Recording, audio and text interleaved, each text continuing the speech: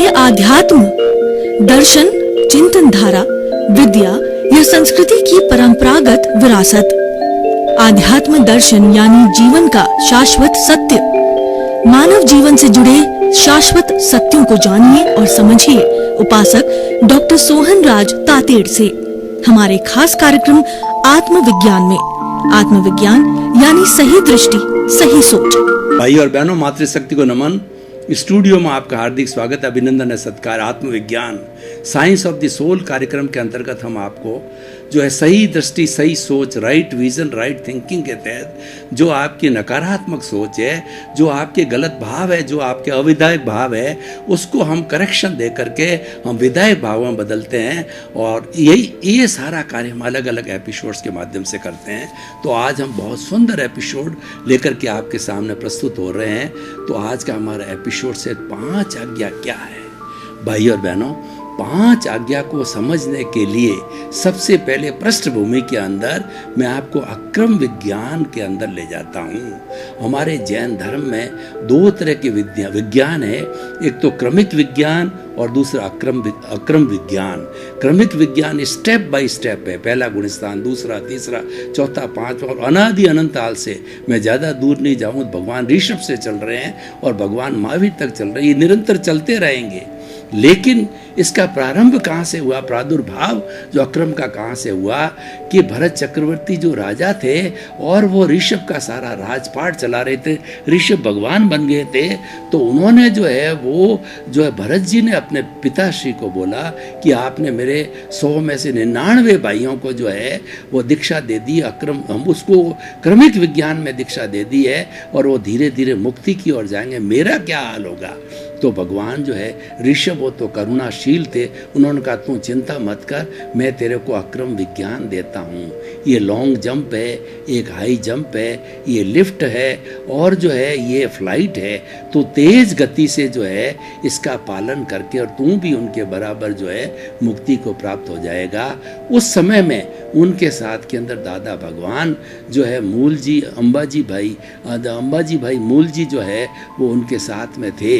तो वो पटेल जो है उनके साथ थे। तो उनके साथ होने से जो है वो जीव है, वहाँ से जो है उन्होंने अक्रम विज्ञान की पहचान की। और उसके बाद से जो है वो भगवान चक्रवर्ती जो भरत जी थे, तो उन्होंने अक्रम विज्ञान को प्राप्त करके और मुक्ति को प्राप्त किया। और उनके साथ जो है दादा भगवान का ये जो जीव है अंबालाल मूल जी भाई जो है पटेल जो बड़ौदा के थे, वो जो है 10 लाख साल तक ये सोचते रहे कई जन्मों के अंदर कि आखिर मैं कौन हूँ और इस सृष्टि को चलाने वाला कौन है, ये सृष्टि का संचालन कैसे होता है। उनके लगातार कई भावों में चिंतन करते करते 10 लाख साल के बाद के अंदर उनका जो जन्म हुआ वह जो है वो 1908 के अंदर हुआ। और 1958 के अंदर 50 साल की उम्र के अंदर उनको सूरत के 3रे रेलवे प्लेटफॉर्म पर जब वो बेंच पर विराजमान थे, तो उनको जो है 356 डिग्री का ज्ञान हुआ,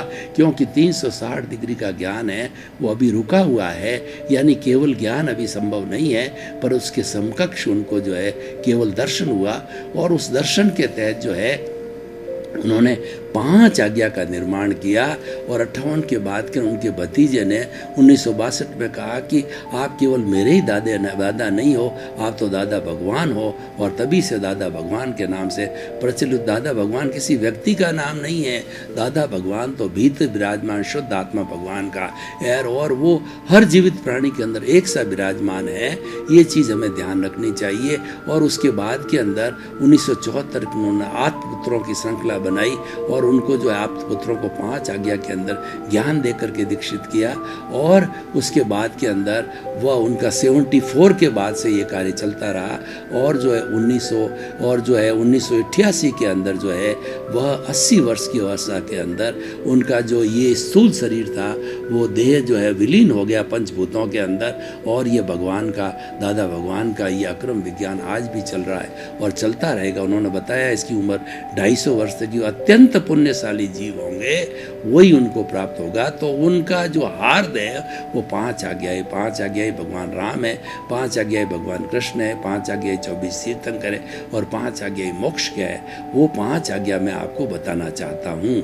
वही आज का विषय है। तो पहली आज्ञा रिलेटिव, यानी कोई भी शरीर हमारे सामने आवे, चाहे एक इंद्रिय, द्वेंद्रिय, त्रियंद्रिय, चतुरेंद्रिय, पंचेंद्रिय, नर गति, तिरंज गति, मनुष्य गति, देव गति और दूसरा मोक्ष का तो शरीर होता ही नहीं है। तो कोई शरीर सामने हमारे आवे तो शरीर आने के साथ वो शरीर रिलेटिव है, क्योंकि वो नामधारी, देहधारी और पैकिंग रूप में, जैसे सोहन राज मेरा नाम है और देहधारी जो हाड़ मांस का ये औधारिक शरीर है, ये देहधारी है। और दूसरा क्या है, ये पैकिंग है। मैं इस चमड़ी को हटा देता हूँ तो इस चमड़ी को हटा देने के बाद इसके भीतर इतनी बदबू भरी पड़ी है कि मानव जीवन की बदबू है, सबसे भयंकर बदबू होती है कि उसके पास कोई व्यक्ति खड़ा हो जाए, अगर चमड़ी को हटा दिया जाए तो उस बदबू को हम सहन नहीं कर सकते, हम मूर्छित हो जाते हैं। तो हर एक की अलग अलग, जैसे एक इंद्रिय जीव है, मान लो कि कोई भी पेड़ है तो पेड़ की छाल है, उसकी स्पर्श इंद्रिय है, वो पैकिंग है। स्पर्श इंद्रिय चमड़ी होती है, वो पैकिंग होती है। और वो जो उसकी देह है और उसका नामधारी यानी वह पेड़ है। और जो हम जो हैं वो जो है मनुष्य गति के हैं। तो इस तरीके से ये नामधारी, देहधारी, पैकिंग है, उसका रिलेटिव स्वरूप है। तो पहली आज्ञा है रिलेटिव और दूसरी आज्ञा है वो रियल है। पहली और दूसरी आज्ञा मिला करके हम इसको गहराई में जावें तो ये हमारा सम्यक दर्शन है। ये 5 आज्ञा है, ये सम्यक दर्शन, सम्यक ज्ञान, सम्यक चारित्र और सम्यक तप है। इसलिए ये होलिस्टिक है। इसलिए 5 आज्ञा को हम ये मोक्ष इसलिए कहते हैं कि जो भगवान महावीर ने जो मोक्ष के 4 मार्ग बताए कि सम्यक दर्शन, सम्यक ज्ञान, सम्यक चारित्र और सम्यक तप, और तत्वार सूत्र में कहा गया है कि सम्यक दर्शन, ज्ञान, चारित्राणी मोक्ष मार्ग है। तो उसको हम 5 आज्ञा में समझना चाहते हैं। भगवान तो केवली है, वही उनका धर्म है और भगवान है, उन्हीं से जो है ये दादा भगवान ने लिया है। दादा भगवान ने भगवान को भगवान माना है और वो तो कहता है, भगवान महावीर ने कहा है तुम हर एक भगवान बनो, और दादा भगवान ने भी यही कहा है। दादा भगवान का मतलब महावीर भगवान, दादा भगवान में और कोई फर्क नहीं है। जो भीतर प्रभु है वो सबका एक सा ही शुद्ध स्वरूप आत्मा 84 लाख जीवा योनि की एक सी है। तो वो दूसरी जो हमारी आज्ञा है वो आज्ञा है कि रियल का अर्थ ये हुआ कि 84 लाख जीवा योनि प्राणियों के भीतर विराजमान शुद्ध आत्मा भगवान को निर्दोष दृष्टि से दर्शन कर उनको नमन करता हूँ। यानी क्या है, ये सम्यक ज्ञान है, सम्यक दर्शन है। ये सबसे पहले हमारे मिथ्यात्व को खत्म करता है, दर्शन मोहनीय को खत्म करता है कि आप 84 लाख जीवा योनि के असंख्य अनंत प्राणियों के अंदर उस प्रभु, उसको जो है वो निर्दोष प्रभु के दर्शन करो जो सब में एक सा है, राम में, कृष्ण में, आप में, मेरे में, पेड़ में, पौधा में। यानी आप आत्मवत बनो, आत्मा आप तुलावत मत बनो। यानी जैसी सबकी आत्मा है वैसी मेरी आत्मा है। इसीलिए जो चीज़ वो जो दुखदाई मेरे को समझ में आती है वो अन्य को मैं कष्ट नहीं दूं। हम अन्य के साथ के अंदर ऐसा कोई भी जो है कार्य न करें जो हमको पसंद नहीं हो। तो भाई और बहनों, अब ये 2 आज्ञा हो गई। इन दोनों को मिला करके मैंने इसको जो है सम्यक दर्शन की परिभाषा दी है। अब तीसरी आज्ञा होती है कि कर्ता व्यवस्थित शक्ति। उन्होंने जो 10 लाख साल जो भगवान दादा भगवान ने लगाए वो इस चीज़ का मनन करने के लिए, चाहे आखिर ये सृष्टि कौन चलाता है, क्या इसको भगवान चलाता है या क्या चलाता, कुदरत रचना और कुदरत का कानून, ये अलग विषय, उस गहराई में नहीं जाना चाहता हूँ। तो भगवान ने ये कहा है कि ये कर्ता व्यवस्थित शक्ति, संसार को चलाने वाली व्यवस्थित शक्ति है। सब संयोग मिलकर के संसार को चलाते हैं। और वो सब संयोग कौन से? भगवान महावीर ने वो संयोग बताए हैं कि द्रव्य, क्षेत्र, काल और भाव, और उसके बाद के अंदर काल, स्वभाव, कर्म, पुरुषार्थ और नियति। ये सारा कुदरती रचना, कुदरत का कानून है। सब मिलकर के ये जो उसका नाम दिया गया साइंटिफिक सर्कमस्टेंशियल एडवांसेज, जो है एविडेंसेज है, ऐसी जो संयोग है सब मिलकर के ये चलाते हैं। जैसे कि मैं ये हाथ हिला रहा हूँ तो इस हाथ हिलाने में केवल मेरा योग नहीं है, बहुत सी शक्तियों का है। इसमें 6 द्रव्य काम कर रहे हैं, वो भी है। मेरा जो लब्धि वीर्य करण वीर भी है और संयोग मिल रहे हैं जब हाथ हिल रहा है। नहीं तो आप मुझे बताइए, क्या मुर्दा हाथ हिला सकता है? नहीं हिला सकता है। वो संयोग मिल रहे हैं जब मैंने एक बात कही। उसी तरह से हमारा जीवन का कोई भी कार्य हो, तो जो कोई भी कार्य जो है अगर होना होता संजोग मिलेंगे तो वो तो होगा नहीं, अगर कोई एक भी संजोग बाकी तो कार्य नहीं होगा। मैं आपको उदाहरण देना चाहता हूँ कि मान लीजिए 10वीं क्लास का बच्चा है, उसको 10th का बोर्ड देना है, तो 10th का बोर्ड देने में देखिए, अब मैं काल स्वभाव कर्म पुरुषार्थ नियति की बात करूं जो कि संजोग है, तो काल का मतलब वो बच्चा 14 साल पूर्ण कर चुका है और उसका बोर्ड का फॉर्म भरा जा चुका है, काल हो गया पूरा। स्वभाव का मतलब उसमें योग्यता है, 9th में अच्छे मार्क्स लाए, वो 10th की योग्यता रखता है, वो पढ़ाई करे और अच्छा पेपर दे तो वो प्रथम आ सकता है और पास हो सकता है। ये स्वभाव, काल स्वभाव। और कर्म, कर्म का मतलब होता है उसका भाग्य साथ दे रहा है, 8th में अच्छे नंबर लाया, 9th में अच्छे लाया और 10th के सब टेस्टों में अच्छे नंबर लाया, उसकी जो बुद्धि काम कर रही है, उसको इंटरेस्ट आ रहा है, इसका मतलब ये है उसका भाग्य काम दे रहा है। काल स्वभाव ये कर्म। और पुरुषार्थ का मतलब ये है कि वह केवल वो जो केवल गप्पे नहीं हाँकता है, वो 4-4 8-8 घंटे पढ़ता है, उसके मन के अंदर तमन्ना है कि 8th का 10th बोर्ड में मैं पूरे राजस्थान के अंदर जो है प्रथम पोजीशन में आऊं या मेरी 1st to 10 पोजीशन के अंदर आए, जैसी जैसी जो है उसकी जो है लालसा है, उसकी इच्छा है। अब देखिए, काल स्वभाव कर्म पुरुषार्थ।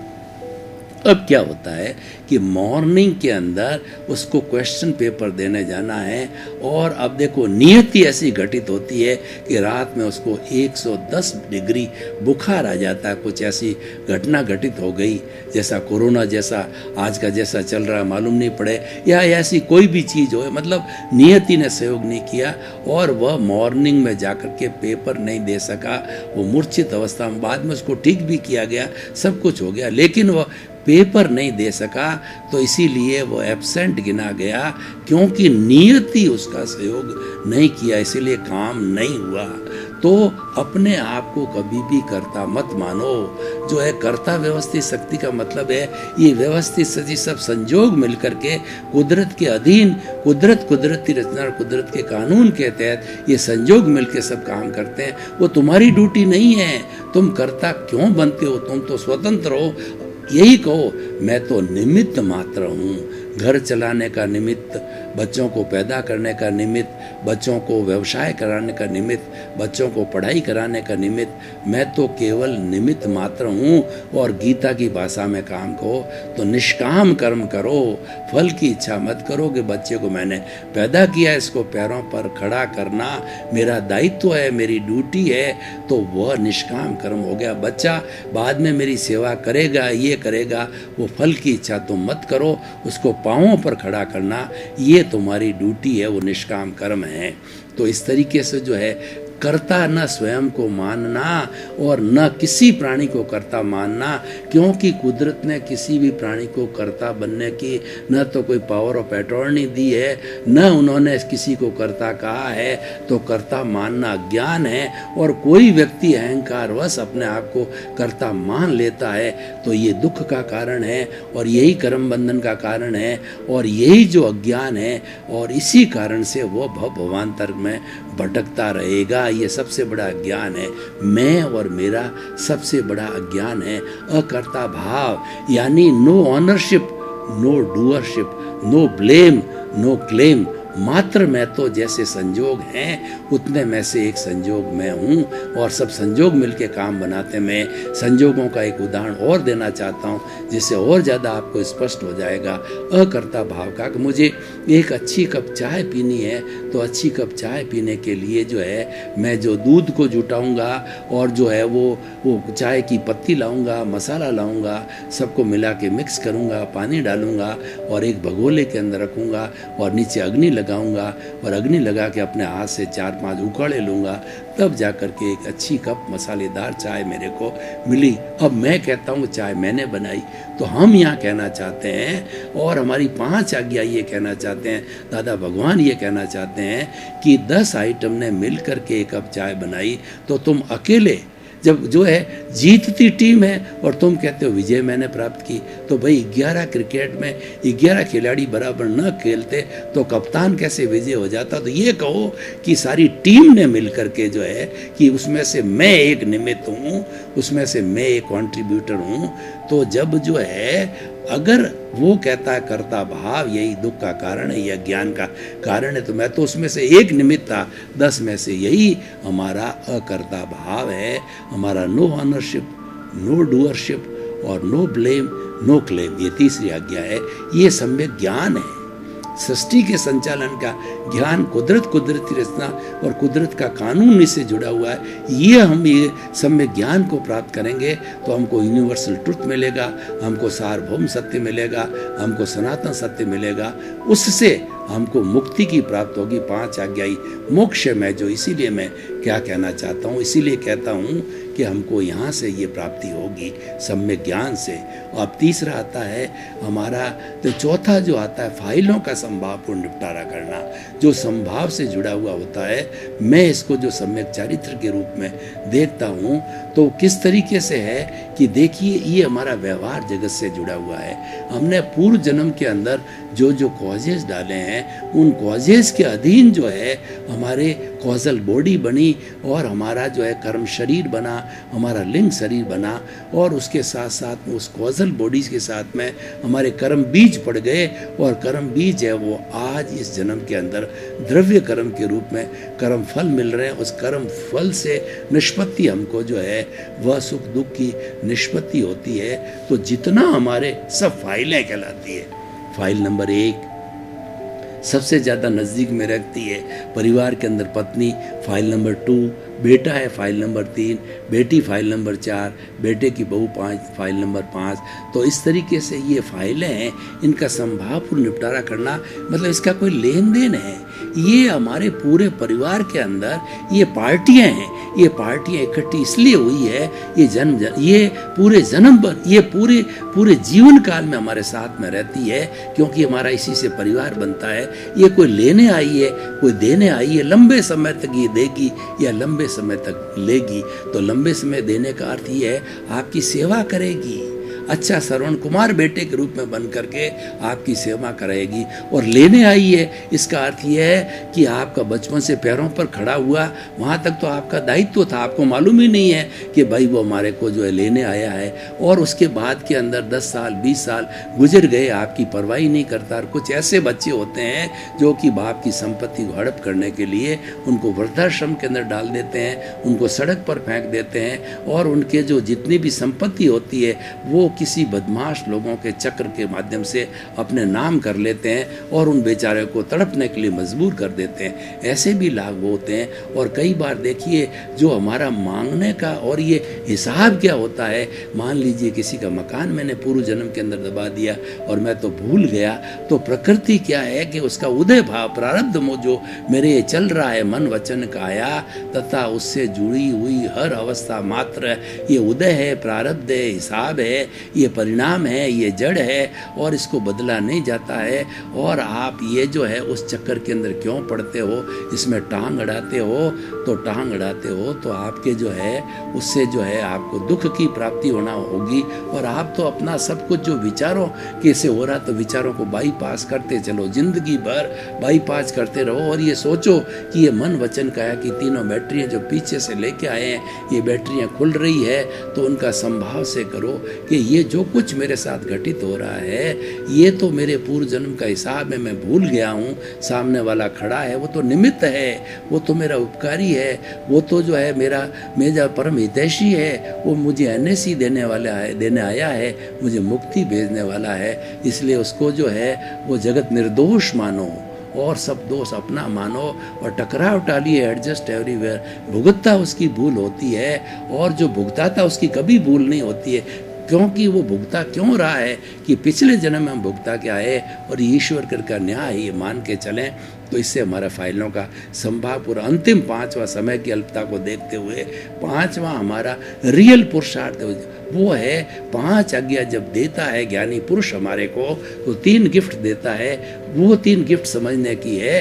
वो 5वीं आज्ञा में आती जागृति, पहली गिफ्ट हमको देता है कि वह हमको ज्ञान देते ही हमारा अनंतानुमंदी कषाय की जहर की थैली को फेंक देता है, हमारा जो पुनर्जन्म की चीज को वो फेंक देता, हटा देता है। इसलिए नए कर्मों का बंधन नहीं होता है, मात्र हमारे अप्रत्याख्यानी प्रत्याख्यानी और संजलन छोटे छोटे जो है हमारे मोहनीय कर्म होते हैं, वो एक तरीके से डिस्चार्ज मात्र ही है। तो डिस्चार्ज तो जन्म जन्मांतर हमारे बर्फ की शिला की तरह हमारे साथ लगा हुआ ही है, उसको 2 4 5 भव के अंदर वो सूख जाता है बर्फ जो पानी बन करके, क्योंकि नया चार्ज नहीं हो रहा है, मात्र डिस्चार्ज रहता है। तो पहली प्रीति थी, 24 घंटे प्रीति रखो कि मैं तो शुद्ध आत्मा हूँ। रात को 12 बजे भी आपको कोई उठा के बोले कि बोलिए आप कौन है हो, तो कहना रिलेटिव रूप से मैं सोहन राज हूँ, रियल रूप से मैं शुद्ध आत्मा हूँ, जो ज्ञाता है, दृष्टा है, जानने वाला है, देखने वाला है, अनंत ज्ञान वाला है, अनंत दर्शन वाला है, अनंत शक्ति वाला, अनंत सुख का धाम है।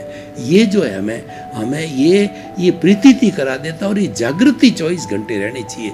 जूं ये जागृति 24 घंटे और पूरे जन्म तक बनेगी, तो नो कॉजेस नो इफेक्ट। तो हमारा नया जो है कॉजल बॉडी नहीं बना, हमारे नए कर्म बीज नहीं पड़े, नया चार्ज नहीं हुआ, मात्र डिस्चार्ज रहा, जो कि जल्दी 2-3 भवों में समाप्त होने वाला है। तो इस जागृति से क्या होगा कि तीसरी जो गिफ्ट हमारे को, दूसरी जागृति की और तीसरी जो गिफ्ट का पैकेट दिया है, जो मिठाई का पैकेट दिया है, वो हमारा 2% अनुभव देता है, 100% प्रीति देता है, और एक पैकेट 15% की हमारी जागृति देता है कि आगे बढ़ाओ। ये 2% अनुभव जागृति के प्रोपोर्शनेटली बढ़ता जाता, इस भव में नहीं तो अगले भव में, दूसरे भव में कॉजेज बंद हो गए, नया चार्ज रुक गया, मात्र डिस्चार्ज रहा। तो उसके बाद में कुछ आने वाले भवों में हमने सिमंदर स्वामी के चरणों के अंदर जन्म ले लिया, ऐसा दादा की कृपा होगी और हमको वहाँ पे ले गए, हमारा शुभ का जन्म हुआ, क्योंकि हमारा मात्र डिस्चार्ज था, नया चार्ज नहीं हुआ। तो ऐसी स्थिति में वो अनुभव धीरे धीरे 2% से बढ़ता जब 360 डिग्री तक पहुंच जाता है, तो उस जन्म में हमको केवल दर्शन होता है, नेक्स्ट जन्म में हमको केवल ज्ञान होकर के, और हम जो इस शरीर के अंदर जिंदा भगवान बन जाते हैं और सिद्ध बुद्ध मुक्त बन जाते हैं। तो भाई और बहनों, ये 5 आज्ञा ही है। 5 आज्ञा भगवान राम है, 5 आज्ञा भगवान कृष्ण है, 5 आज्ञा महावीर है, ये 24 तीर्थंकर है, और यही सम्यक दर्शन, सम्यक ज्ञान, सम्यक चरित्र और सम्यक तप है। आप इस रास्ते से चलो तो ये रास्ता जो है अक्रम विज्ञान का रास्ता है।